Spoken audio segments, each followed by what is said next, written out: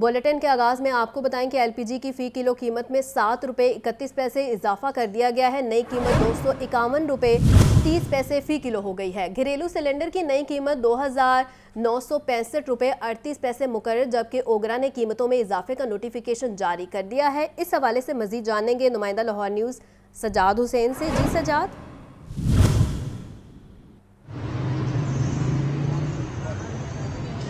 جی بالکل جی، اوگرا کی طرف سے جو ہے وہ ایل پی جی کی قیمتیں بڑھا دی گئی ہیں. نوٹیفیکیشن باقاعدہ جاری کر دیا گیا ہے.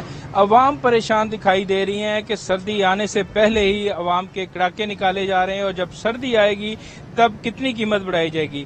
اس وقت اوگرا کے نوٹیفیکیشن کے مطابق 7 روپے 31 پیسے فی کلو میں اضافہ کر دیا گیا ہے، اور اس طرح فی کلو قیمت جو پہلے تھی وہ 243 روپے تھی، اور اب فی کلو ایل پی جی کی قیمت 251 روپے کر دی گئی ہے. اگر دیکھا جائے تو گھریلو سلنڈر میں 86 روپے جو ہے وہ اضافہ دیکھنے میں آ رہا ہے، اور گھریلو سلنڈر کی قیمت جو ہے وہ 2965 روپے ہو گئی ہے. لیکن اگر پریکٹیکل میں دیکھا جائے، آپ دیکھ سکتے ہیں کہ میرے پیچھے اس وقت میں سلنڈر کی دکان پہ موجود ہوں، لیکن سرکاری ریٹ یہاں پر لاگو نہیں ہوتا.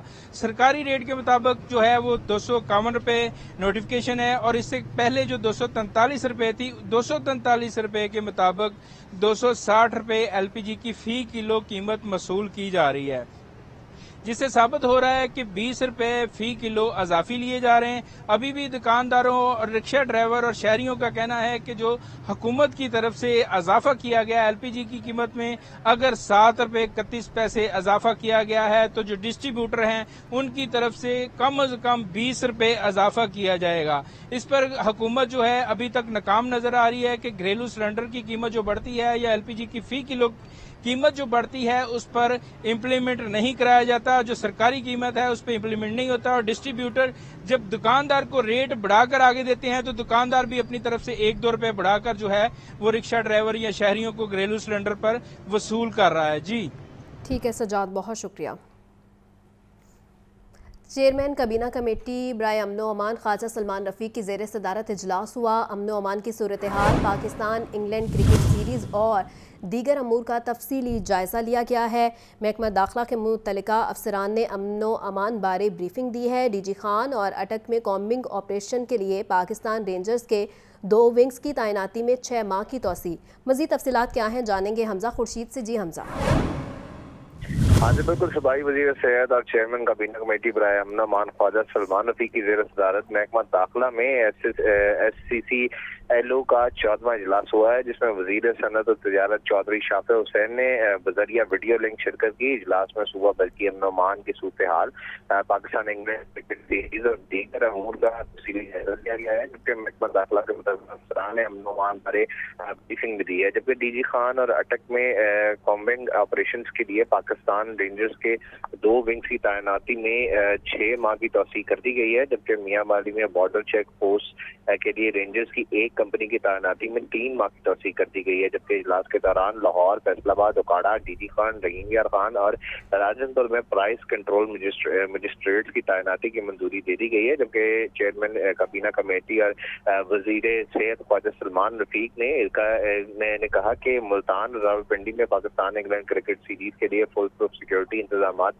یقینی بنائے جائیں گے. جبکہ خواجہ سلمان رفیق کا مزید کہنا تھا کہ صوبہ بھر میں امن و امان کی فضا کو قائم رکھنا ریاست کی ذمہ داری ہے، امن کے دشمن سے آنی ہاتھوں سے نمٹا جائے گا. جبکہ ان کا مزید کہنا تھا کہ امن و امان کے دشمنوں کو آنی ہاتھوں سے نپٹیں گے. جبکہ اسپیشل سیکرٹری داخلہ Fazal ur Rehman, additional I G Chaudhry Sultan, D I G special branch Syed Khurram Ali Shah, D I G C T D Usman Gondal اور متعلقہ حکام نے اجلاس میں شرکت کی. اس کے علاوہ ایڈیشنل آئی جی جنوبی Punjab Muhammad Kamran Khan, commissioners, R P Os, deputy commissioners نے ویڈیو لنک کے تھرو اجلاس میں شرکت کی.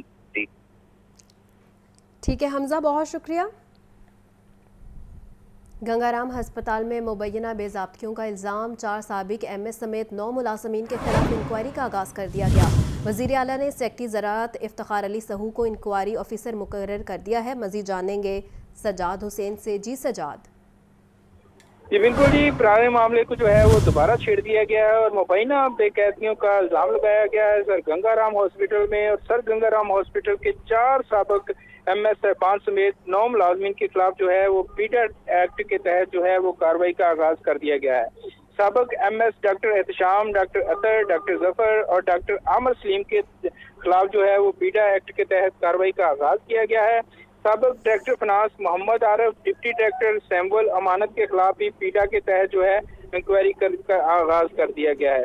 ऑडिट ऑफिसर इसरारुल हक, budget officer Ishfaq, junior clerk Arsalan के खिलाफ भी पीडा एक्ट के तहत कार्रवाई की जा रही है। वज़ीर आला पंजाब की जानिब से सेक्रेटरी ज़राअत इफ्तिखार अली सहू को जो है इंक्वायरी ऑफिसर मुकर्रर कर दिया गया है और इस हवाले से जो है वो सर गंगाराम हॉस्पिटल के मुलाजमीन में तशवीश पाई जा रही है। बड़े पैमाने पे बताया जा रहा है कि ये करोड़ों की जो है वो करप्शन की गई है और ये मामला पहले भी साबिक सेक्रेटरी हेल्थ अली जान के नोटिस में था और उन्होंने भी कुछ इंक्वायरी की थी, जिसकी वजह से कुछ लोगों को सरेंडर करके जो है वो महकमा सेहत के ऑफिस भिजवाया गया था। जी ठीक है सजाद, बहुत शुक्रिया।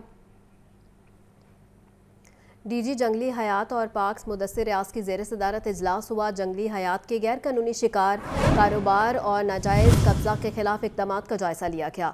गैर कानूनी शिकारियों के चलानों और जुर्मानों की बजाय इस नायाब परिंदे की बाजियाबी से मशरूत होंगी। फील्ड में काम करने वाले अफसरान और अहलकारों की हौसला अफजाई, जबकि कोताही के मर्तकबीन का कड़ा मुहासबा होगा। मज़ीद तफसीलात के लिए बात करेंगे नुमाइंदा लाहौर न्यूज़ सामिया सईद से। जी सामिया। जी बिल्कुल, वज़ीर आला पंजाब मोहतरम मरियम नवाज शरीफ और सीनियर सूबाई वज़ीर मरियम औरंगज़ेब की हदायत पर डायरेक्टर जनरल जंगली हयात व पार्क पंजाब मुदस्सिर रियाज मलिक की ज़ेर निगरानी महकमे जंगली हयात सूबे भर में जंगली हयात के गैर कानूनी शिकार, कारोबार और नाजायज कब्जे के खिलाफ भरपूर अंदाज से सरगर्म अमल है और महकमे की जारी काविशों के तनाजुर में महकमे की फील्ड में अफसरान की खसूसी जूम मीटिंग के दौरान डायरेक्टर जनरल जंगली हयात ने तमाम अफसरान पर वाज़ेह किया कि आइंदा फाल्कन के गैर कानूनी शिकार के खिलाफ जारी मौजूदा मुहिम में फील्ड अफसरान की कारकर्दगी का जो है वो जायजा भी लिया जाएगा और साथ ही साथ जो है कारकर्दगी फाल्कन के गैर कानूनी शिकारियों के खिलाफ और जुर्मानों की बजाय इन नायाब परिंदों की बाजियाबी से मशरूत होगी। फील्ड में काम करने वाले अफसरान व एहलकार की हौसला अफजाई, जबकि कोताही के मुर्तकबीन का कड़ा मुहासबा होगा। डीजी वाइल्ड लाइफ मुदस्सिर रियाज मलिक की जानिब से ये कहा जा रहा है कि मुझे फाल्कन और भेड़ के चलानों और जुर्मानों से मुतमईन करने की बजाय ये बताया जाए कि हमने शिकार पार्टियों से कितने फाल्कन बाजियाब करवाए हैं। डीजी वाइल्ड लाइफ मुदस्सिर रियाज मलिक का मीटिंग के दौरान ये भी कहना था कि बड़े अफसोस की बात है कि कड़ी मॉनिटरिंग के बावजूद मुतअद्दिद शहरों की मरकजी शाहराहों पर जंगली भेड़ आम दस्तयाब है। बहुत शुक्रिया सामिया। हुकूमत के नाबीना अफराद से मुज़ाकरात कामयाब न हो सके। चेरिंग क्रॉस पर नाबीना अफराद के धरने का 8वां रोज़ है। चेरिंग क्रॉस ट्रैफिक के लिए चारों तरफ से बंद। डाइवर्शंस के बायस इर्द गिर्द की सड़कों पर ट्रैफिक की रवानी मुतासिर है। मज़ीद जानेंगे शाहज़ेब शहजाद से। जी शाहज़ेब।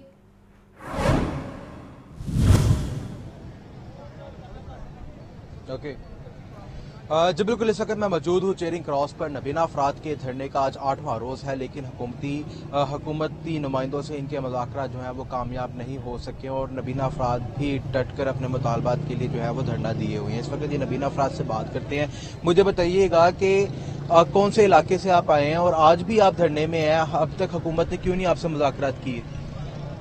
मैं बेसिकली हाफिजाबाद से हूँ और ये जो प्रोटेस्ट चल रहा है ये पंजाब लेवल का है और यहाँ पे पूरे पंजाब के लोग मौजूद हैं और तादाद भी आप लोगों के सामने है। और मुज़ाकरत की जब बात की जाए तो गवर्नमेंट नुमाइंदे जो हैं वो तो इधर देखना गवारा नहीं कर रहे, तो मुज़ाकरत तो दूर की बात। ऐसा हुआ नुमाइंदे देखना गवारा नहीं कर रहे। आप मुझे बताएं कि हुकूमत अगर आपको नहीं ट्रीट करती, ठीक तरीके से आपसे मुज़ाकरात नहीं करती, तो कितने दिन तक आप ऐसे यहाँ पे सड़क पर ही बैठे रहेंगे?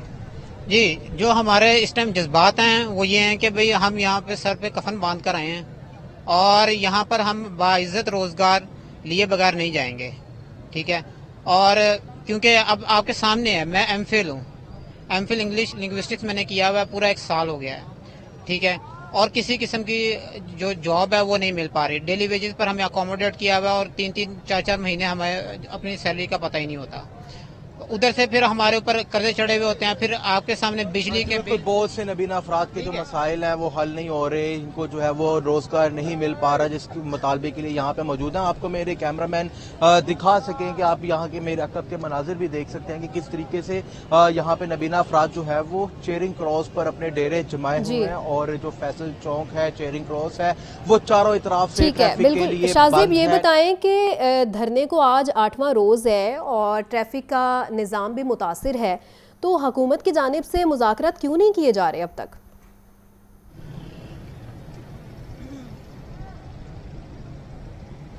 जी, नबीना अफराद भी यही शिकायत करते हैं कि आखिर हुकूमत इनसे मुज़ाकरात क्यों नहीं कर रही। एसी लेवल के जो ऑफिसर्स हैं, एसी रैंक के ऑफिसर्स या डीएसपी रैंक के ऑफिसर्स, वही इनके पास आते हैं सिर्फ मुज़ाकरात करने के लिए। नबीना अफराद ये कहते हैं कि आला सतह के जो अफसर हैं वो अफसर आके इनके साथ मुज़ाकरात करें, जिनके हाथ में कोई अथॉरिटी भी हो और ये भी उनकी बात जो है वो मान सके। माजी में भी ये देखा गया था कि नबीना अफराद के साथ टाल मटोल से काम लिया जाता था और इनको एक लॉलीपॉप दे के जो है वो वापस अपने घरों को भेज दिया जाता था। इनको यकीन दहानी करवाने के बावजूद भी अब तक इनके मुतालबात कामयाब नहीं हो सके हैं, ना ही इनके मुतालबात की सुनवाई हो सकी है। 3 से 4 महीने के बाद ये देखा जाता है कि नबीना अफराद जो है वो फिर से आपस में बाहर निकल आते हैं, सड़कों पर आ जाते हैं और अपने मुतालबात के लिए जो है वो नारेबाजी करते हैं, धरना देते हैं, लेकिन हमेशा से इनकी जो है वो कभी सुनवाई नहीं हुई, जिसकी वजह से ट्रैफिक का निज़ाम भी दरहम बरहम होता है। इस वक्त भी अगर देख लिया जाए तो आप माल रोड पर ट्रैवल जो है वो आम शहरी नहीं कर सकता, क्योंकि चेयरिंग क्रॉस पंजाब असम्बली के पास से बंद है और जो डाइवर्शंस हैं वो लगाई गई हैं चारों तरफ से, जिसके बायस जो इर्द गिर्द की शाहराहें हैं उन पर भी ट्रैफिक का लोड दिखाई दे रहा है। जी ठीक है शाहजेब, बहुत शुक्रिया।